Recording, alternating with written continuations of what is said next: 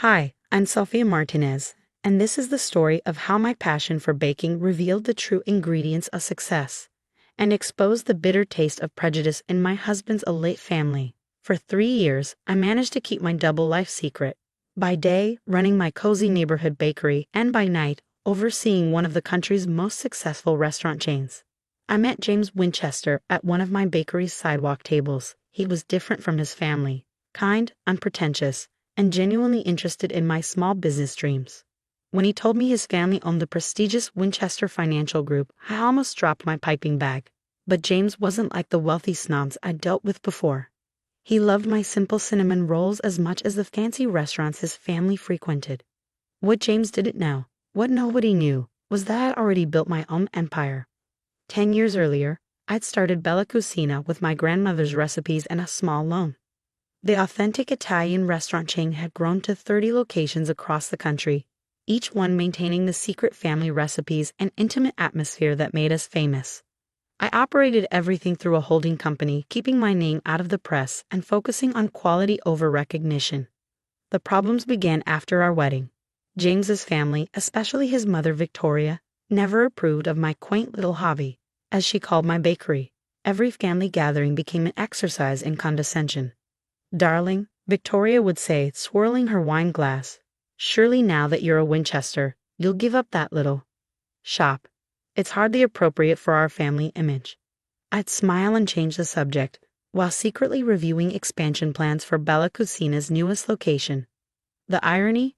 The Winchesters were regular customers at my restaurants. Victoria particularly loved hosting business dinners at our flagship location, bragging about her personal connection to the mysterious owner. Everything came to a head at this year's Thanksgiving dinner. The Winchester family had gathered at their mansion, and Victoria was in rare form. She just finished organizing a charity gala at Bella Cucina and couldn't stop talking about it. "The honor is so exclusive, so mysterious," she gushed. "That's real class, unlike some businesses that desperately advertise on sidewalk chalkboards." She shot a pointed look at me. I focused on my plate, thinking about the contract I'd signed that morning for Bella Cucina's international expansion. "Mother," James warned, but Victoria was just getting started. "I mean, really," she continued, "we're discussing a culinary empire here. Sofia, dear, this is what a real business looks like. Not some little bakery selling cupcakes to children." Richard, James's father, nodded in agreement.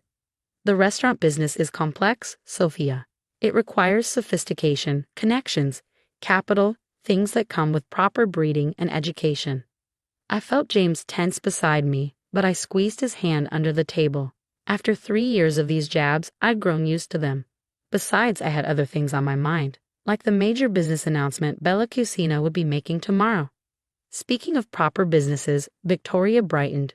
"I've invited the owner of Bella Cucina to speak at next month's Winchester Foundation dinner. They've never made a public appearance, but surely they wouldn't refuse me. I'm their best customer, after all." That's when James's sister Amanda chimed in with the final straw. "Well, at least we won't have to endure any more tedious bakery talk at these dinners.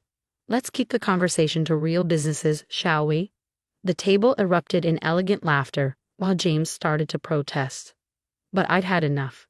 3 years of hiding my success, of smiling through their insults, of watching them worship Bella Cucina while disdaining its true owner. It was time for a change. I pulled out my phone and sent a text I'd been holding onto for months. Somewhere across the city, my executive team was about to implement Protocol Winchester, a contingency plan I created for just this moment. "You're right, Amanda," I said quietly, rising from the table. "Let's talk about real business. In fact, why don't we continue this conversation tomorrow? Say, brunch at Bella Cucina's private owner's dining room." Victoria practically glowed. "You can't just reserve the owner's private room, Sofia. It's exclusively for—" "Trust me," I smiled, gathering my purse. "We'll have a table." As I walked out of the mansion, leaving behind a confused family and a quietly smirking James, who discovered my secret 6 months ago and had been waiting for this moment, I couldn't help but think that tomorrow's brunch would be the most important service Bella Cucina had ever hosted. After all, some dishes are best served cold. The next morning, I arrived at Bella Cucina's flagship location 2 hours before the scheduled brunch. The restaurant was different before opening hours. peaceful, full of possibility. As I walked through the kitchen, my heels clicking on the polished floors, the staff straightened to attention. They were used to seeing me in chef's whites or casual clothes, not the tailored Channel suit I'd chosen for today. Everything ready for Protocol Winchester? I asked Marco, my executive chef of 8 years. He grinned, already preparing the special menu we planned. All set, boss. Can't wait to see their faces when they taste your Nana's original tiramisu. At precisely 11 a.m., the Winchester family arrived. Victoria led the group, practically preening as she approached the maitre d'. "We're here for brunch with the owner," she announced grandly. "I'm Victoria Winchester." "Ah yes, Mrs. Winchester." Thomas, my longtime maitre d', maintained a perfect poker face. "Please follow me to the owner's private dining room." He led them through the main dining room, past the wine cellar I'd spent years curating, and up to the private floor. James caught my eye as they passed. He'd come separately to watch everything unfold. The slight smile on his face told me he was enjoying this as much as I was. The private dining room was my sanctuary, decorated with photos of every Bella Cucina location, awards we'd won, and most importantly, a large portrait of my grandmother in her original restaurant in Naples. Victoria immediately zeroed in on the empty chair at the head of the table. "Will the owner be joining us soon?" she asked, smoothing her silk blouse. "The owner is already here," I said quietly, stepping out of the shadows.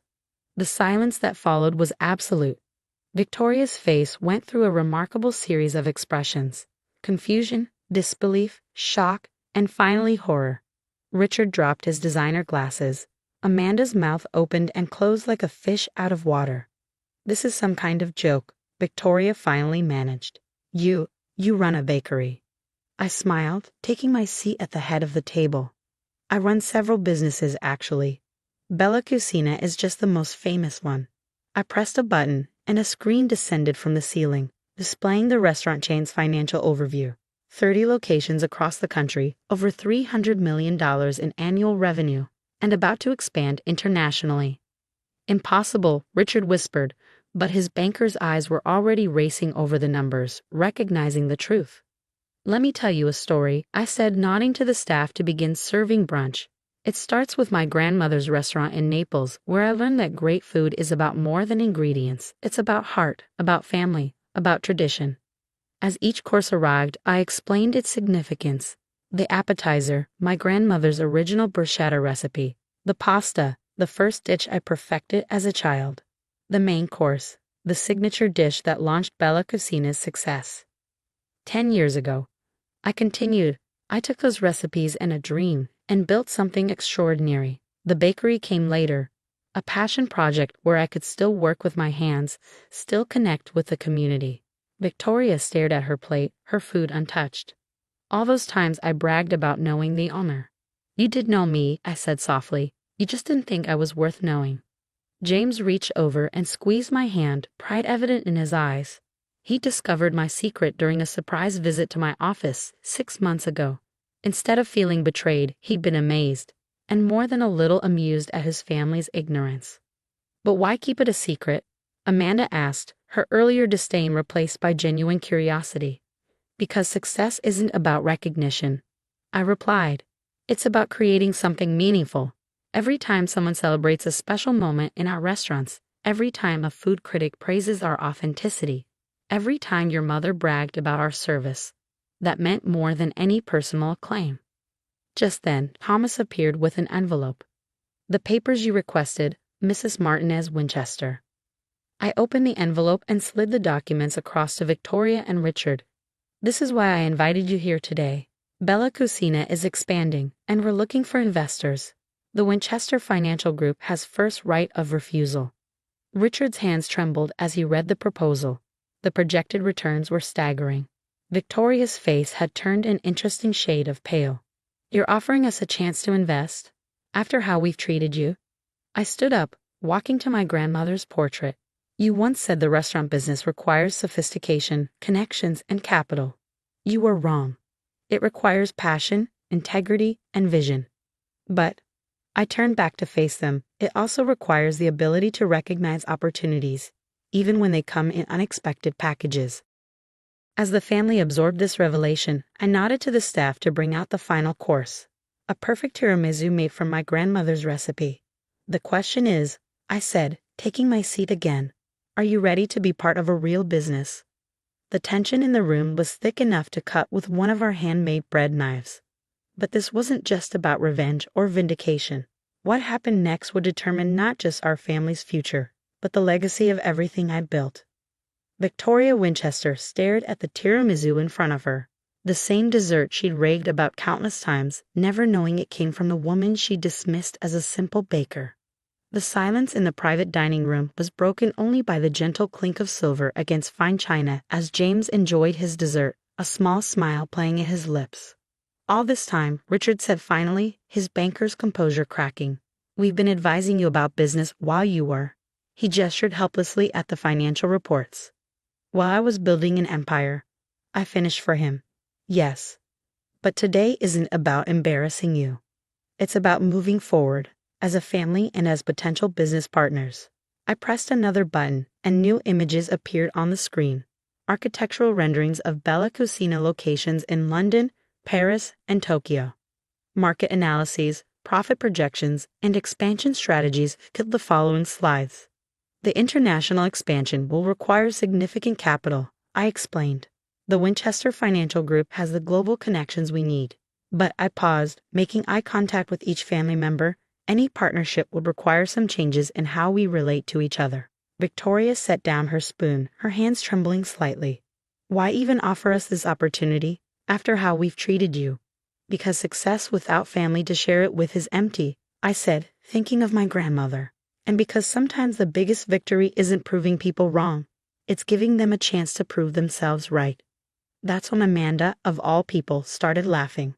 Not her usual polite society laugh, but real, genuine laughter. "All those times we lectured you about business, while you were probably calculating international market penetration rates in your head." Her laughter broke the tension. Even Victoria cracked a smile, though tears glimmered in her eyes.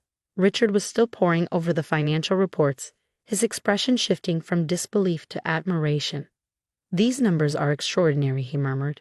"Your profit margins, your growth rate, and you did this all without any major investment backing." I nodded. Every Bella Cucina location was built on reinvested profits. No loans, no outside investors. Just good food, good business sense, and my grandmother's recipes. "And the bakery?" Victoria asked quietly. "Why keep it when you have all this?" I smiled, thinking of that morning's fresh bread, the joy on children's faces when they pressed their noses against the display case. "The bakery keeps me grounded. It reminds me why I started in this business, not for profit, but for passion. Every cupcake I sell there means as much to me as every 5-star review Bella Cucina receives." James reached over and took my hand. "That's why I fell in love with," he said, addressing his family. "Not the success, which I didn't even know about, but the passion. The authenticity. Everything you've been dismissing is exactly what made all this possible." The next few hours transformed our family dynamics forever. Richard, the shrewd banker, finally saw me as a business equal. We spent hours discussing expansion strategies, with him offering valuable insights about international markets. Amanda, with her marketing background, immediately began brainstorming ideas for the global brand launch. "And Victoria?" she asked to learn how to bake. "I want to understand," she said, wiping away tears. "I want to understand how you built all this from flour and sugar and dreams."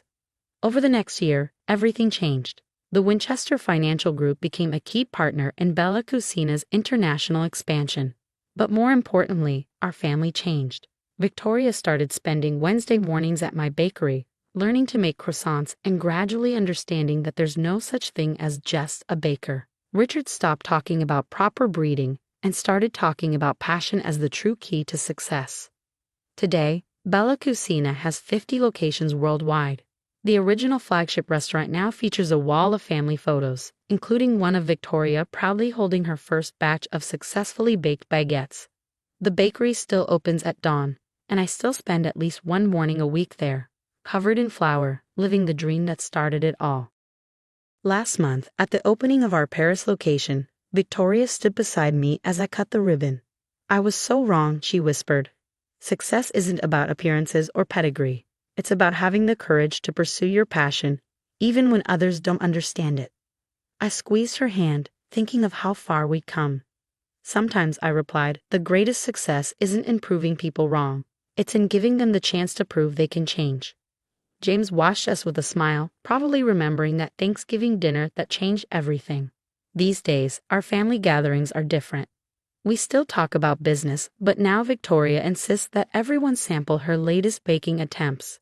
Richard discusses investment strategies while helping knead bread. Amanda's marketing presentations are often interrupted by impromptu cooking lessons. And me? I run my empire, but I still get up at dawn to bake. Because success isn't about choosing between being small or big, humble or grand.